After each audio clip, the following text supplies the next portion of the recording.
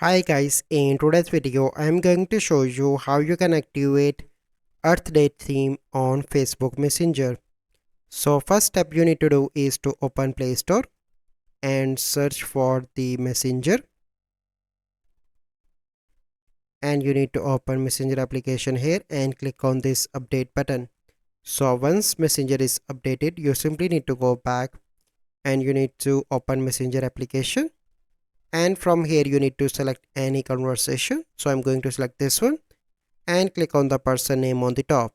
From here you need to click on theme and select Earth Day and click on select, and now you can see that Earth Day theme is selected for this conversation.